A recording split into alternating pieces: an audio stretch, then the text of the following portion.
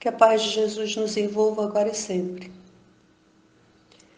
Dando continuidade aos nossos estudos e aprendizados, hoje vamos conversar sobre o testamento de Jesus. Mas o que é testamento? A definição mais simples é legado, herança, um documento pelo qual alguém expressa sua vontade em relação aos seus bens ou sobre questões que envolvam assuntos pessoais e morais depois de sua morte. Nós não precisamos sermos advogados nem doutores em direito sucessório para sabermos das acirradas disputas judiciais e dos grandes desentendimentos que muitas vezes levam os herdeiros a desenvolver inimizades, ódios profundos uns pelos outros, vinganças e até mesmo homicídios. Com o testamento de Jesus não foi diferente. Os tristes espetáculos que por ele os homens fizeram e fazem estão aí para provar, porque os homens usam o testamento de Jesus nos seus mais lamentáveis atos de egoísmo, orgulho e cego fanatismo. Mas Jesus sabia que isso iria ocorrer. É tanto que ele falou: eu não vim trazer a paz, mas a espada.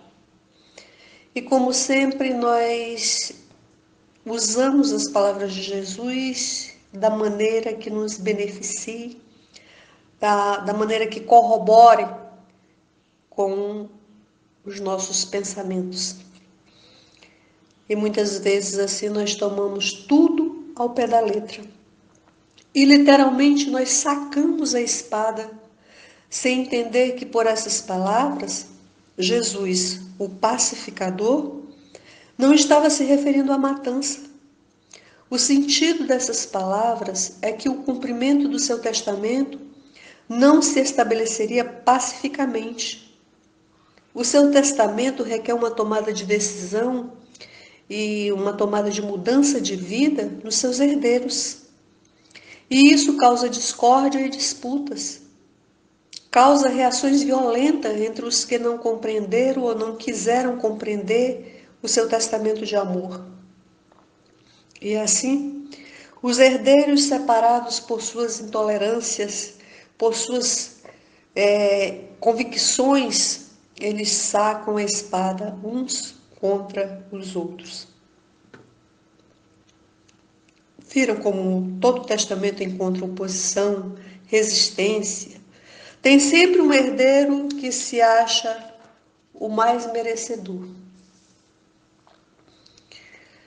Apesar de Jesus não ter deixado nada escrito, seu testamento chegou até nós através de seus discípulos, o que em absoluto não o invalida. Pois, como diz Joana de Ângeles, ele continua sendo, sob qualquer aspecto considerado, o mais belo poema de esperança e consolações que se tem notícia. Por isso, hoje eu não vou falar de erros e modificações tradutórias. Nem quero citar apropriações e defesa que as religiões fazem deste testamento. Nem muito menos me ater às interpretações que, por ignorância, interesse ou maldade, nós fazemos das cláusulas do testamento de Jesus.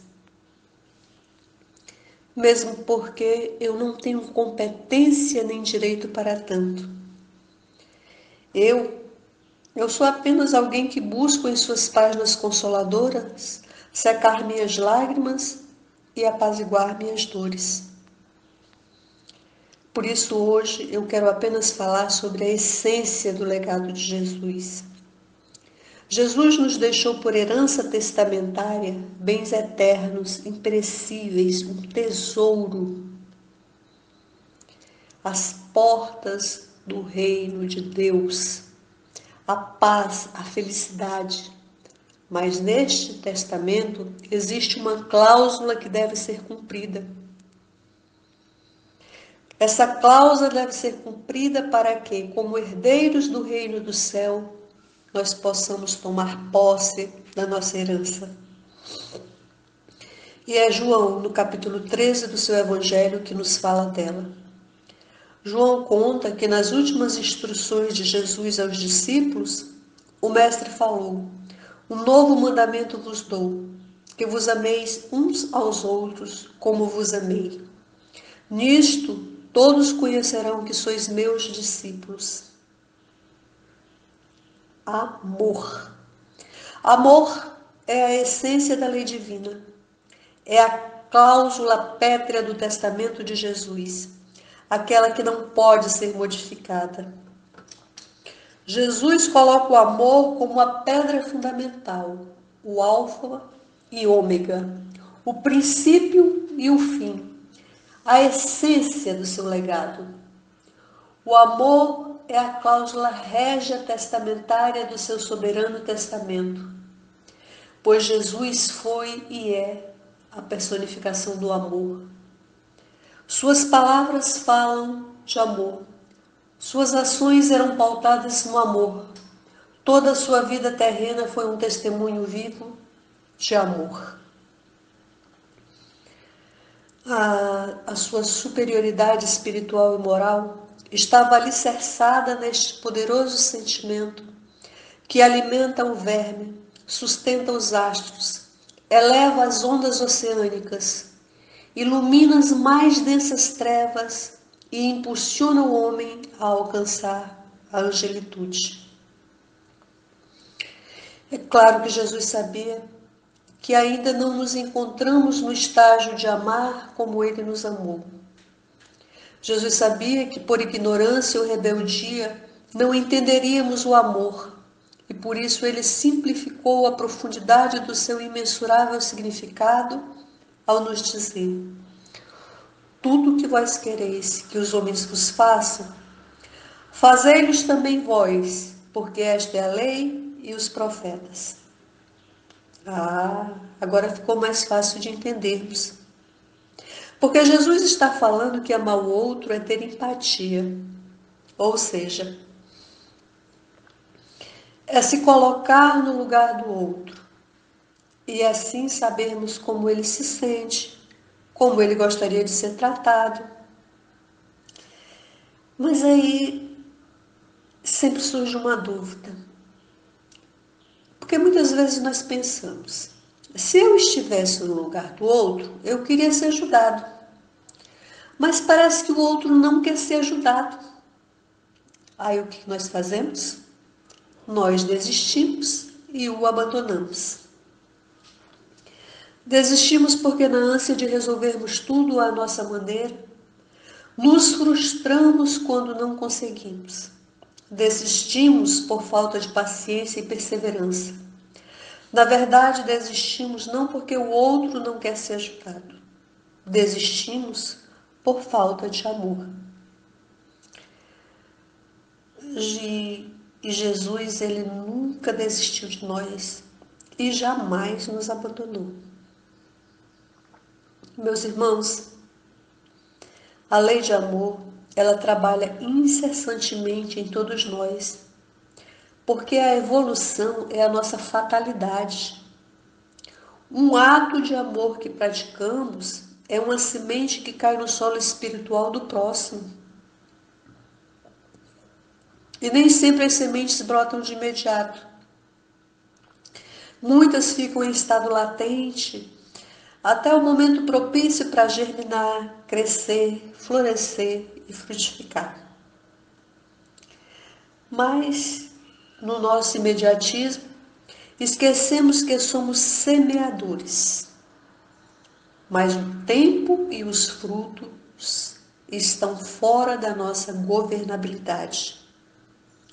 Esquecemos também que muitos casos atuais são consequências de intrincadas questões seculares e que aqueles que queremos ajudar à nossa maneira e ao nosso tempo, nem sempre pode ser libertado de suas dificuldades, pois elas foram engendradas pelo próprio ser e que no momento ele ainda se encontra em fase de equitação com a lei divina. Portanto, ele não se encontra em condições de ser beneficiado, nem por habeas corpus, indultos ou qualquer tipo de absolvição no momento.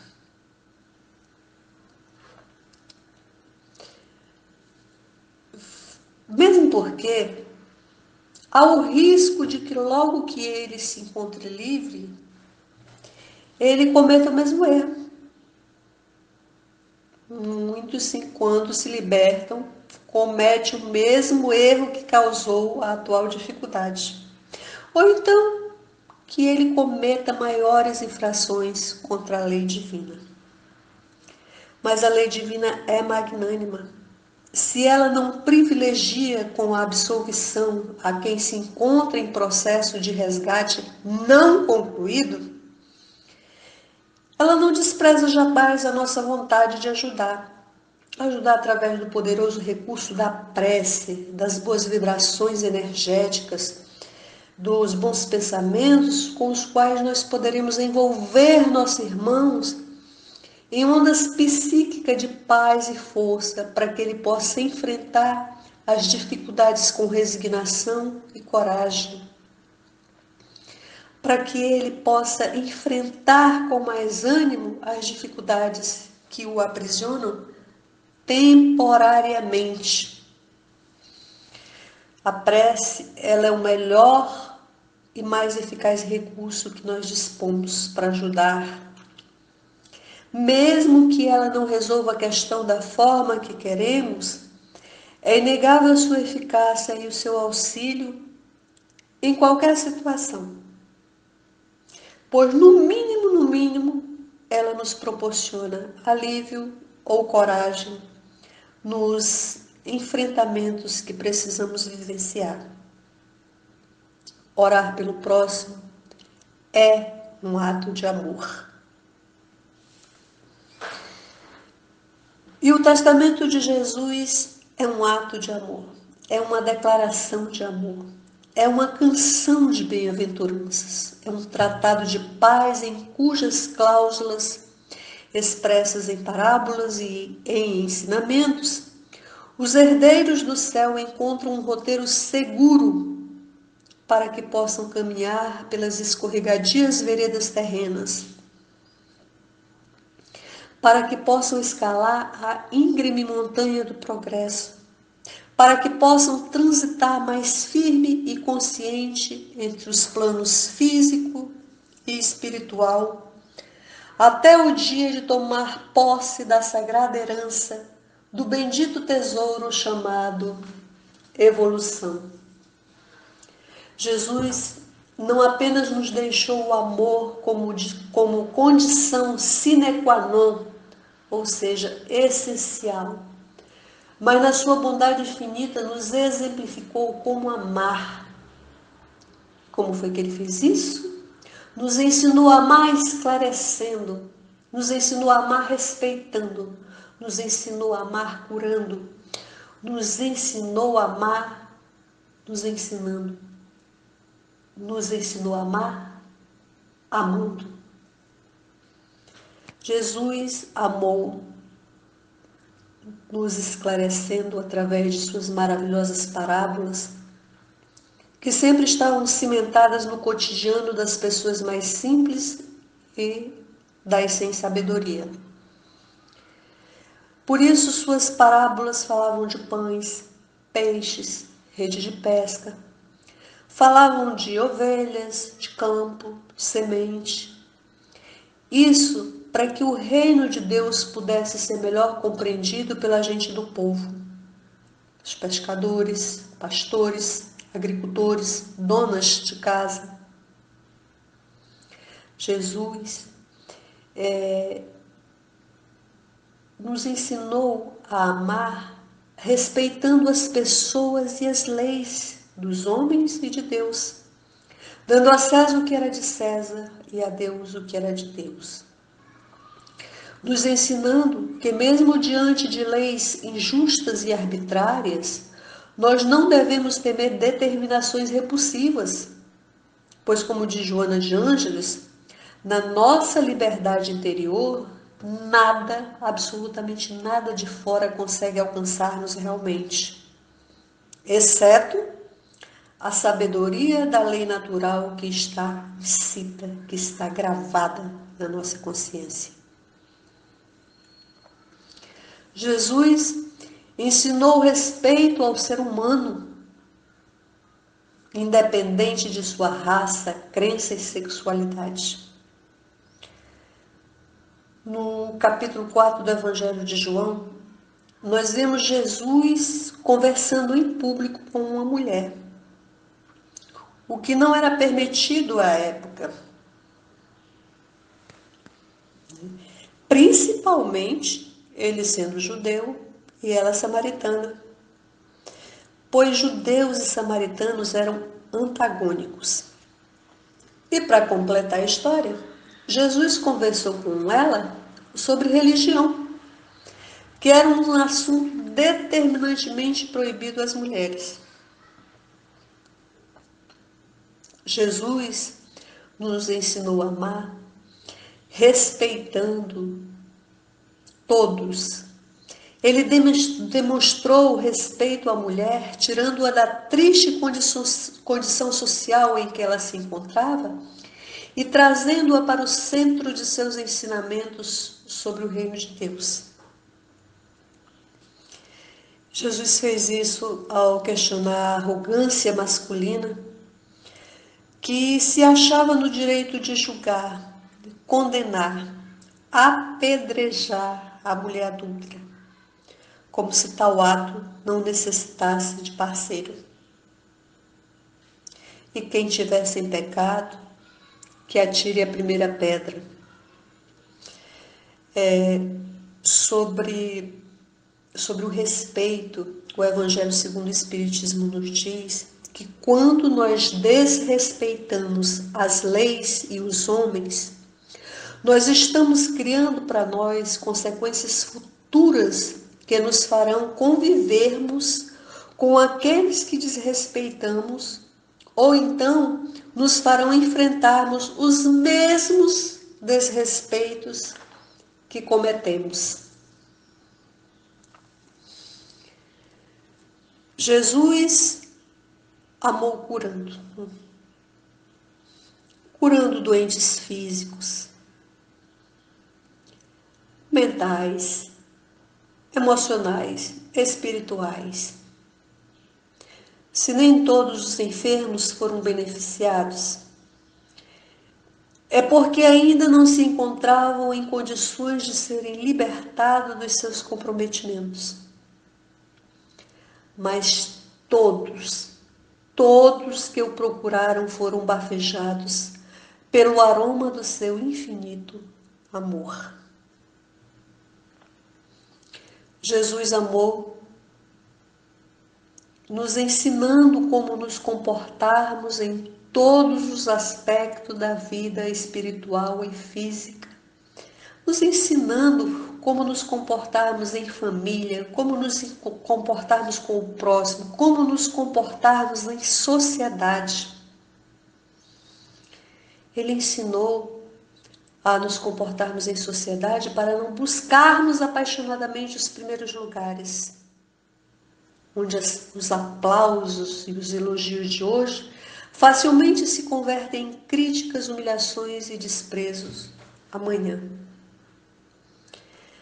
E sobre os primeiros lugares, que fique bem claro que Jesus jamais condenou a posse ou o prazer, a luta por uma vida melhor. Porque quando são resultados dos esforços e trabalho digno, devem sim ser usufruídos, mas isso sem jamais serem motivos de desperdício, motivo de exploração, de humilhação ou prejuízo ao próximo.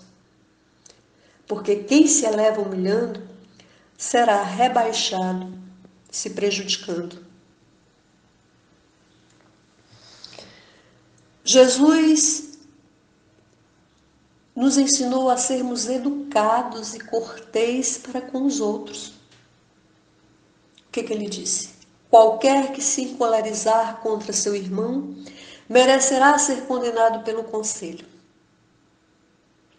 E o Evangelho segundo o Espiritismo nos ensina que por estas palavras Jesus condena toda violência e até mesmo toda expressão descortês para com o próximo. Isso, meus irmãos, porque toda e qualquer palavra descortês, ofensiva, de mau gosto, de baixo calão, de duplo sentido, ela expressa um sentimento contrário à lei de amor. Jesus nos ensinou como convivermos em família. Honrar pai e mãe. O quarto mandamento da lei de Deus é uma consequência do amor ao próximo. Os pais, eles são seres comprometidos espiritualmente com os filhos, sejam esses filhos consanguíneos ou não. Mesmo que os pais sejam levianos, difíceis, infantilizados, nós não podemos esquecer que nascemos no grupo onde temos oportunidade de desenvolver o perdão e a paciência. Isso, para que depois nós possamos estar preparados para enfrentarmos os demais grupos sociais com suas mazelas muito maiores. Para aprendermos com pai, mãe e irmão, os sentimentos que se ampliam e que vão se estendendo nas demais expressões do amor.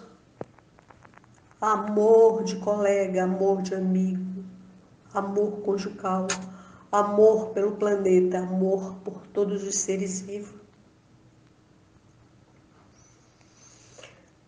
Por isso deixará o homem pai e mãe e ajuntar-se-á com a sua mulher, e serão dois numa só carne. Olha, o amor que começou lá na família com pai, mãe e irmã se estendendo. O amor entre um homem e uma mulher que se tornarão uma só carne. Ou seja, homem e mulher deixarão outros vínculos e unem-se para construir uma família. E quando essa união é baseada no amor e respeito, além de contribuir para a ordem social, ela torna-se o alicerce para as novas gerações. Por isso, na união entre os dois seres, precisam se tornar uma só carne, para que possam auxiliar mutuamente no desenvolvimento evolutivo, no desenvolvimento moral, no desenvolvimento de todos os aspectos do novo ser que receberão como filho, carece daquele amor que foi aprendido lá no lar, com o pai, a mãe e os irmãos. Porque esse casal, eles precisam ter o alicerce do amor da sua família para que essa nova família que eles vão criar tenha este mesmo alicerce. É porque eles precisam auxiliar-se mutuamente para desenvolver evolutivamente o espírito que eles receberão como filhos. Enfim, Jesus amando a cada um de nós, nos ensinando a vivermos melhor em todos os aspectos, como foi acabado de falar. E esse amor de Jesus por nós, ele está imortalizado nas páginas do seu testamento, que é o roteiro para a vida, o conselheiro de todas as circunstâncias, o farol que guia o seguro caminho. é a bússola que indica a estrada da luz, é o socorro nas aflições, o lenço nas ácidas lágrimas, é o consolo, a esperança, a direção da paz. Meus irmãos, o testamento de Jesus não são só os caracteres que formam as páginas do Evangelho, não são só as letras que constituem a nova parte da Bíblia, são as lições vivenciadas da personificação do amor, Jesus, aquele que é o caminho, a verdade e a vida. Então, tomemos posse deste testamento que nos foi legado, na certeza que mesmo havendo dúvidas, incompreensões e desentendimentos, a essência testamentária, que é o amor, permanece inalterada. Então tomemos posse desta bendita herança para que assim possamos usufruir dos tesouros do reino de Deus. E que a paz do Cristo permaneça conosco hoje e sempre.